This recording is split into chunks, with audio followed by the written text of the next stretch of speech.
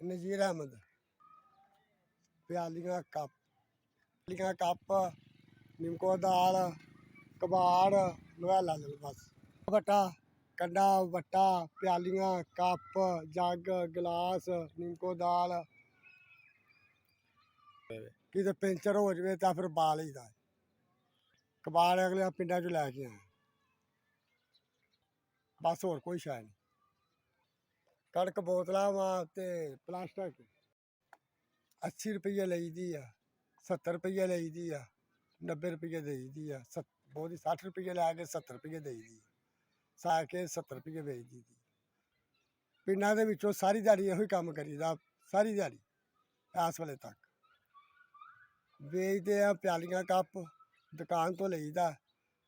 ते प्यालियां कप ही आके बेचीदे आ ते कबाड़ कट्ठा करीदा प्यालियां कप्पां दा। मैं लेट शादी कराई आ माँ बाप सिर ते कोई नहीं सी हैगा भैनां भाइयां ने हुण कीती शादी।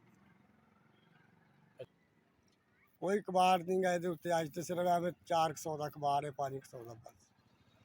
कम से कम ज़्यादा से ज़्यादा 500 तक 600 तक प्यालियां कप पाई दी तेल पाई दा गड्डी ताजी कमा ली दी है ताजी खा ली दी अल्लाह का शुक्र है किसी के अगे हत्थ नहीं डाईदा अपनी करके खाने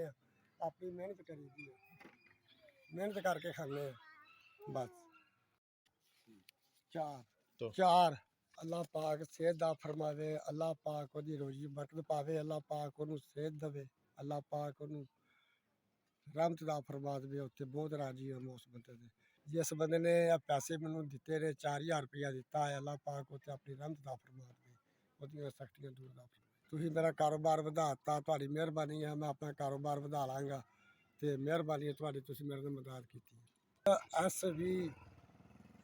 4000 रुपया मेरे पहुँचाया अल्लाह पाक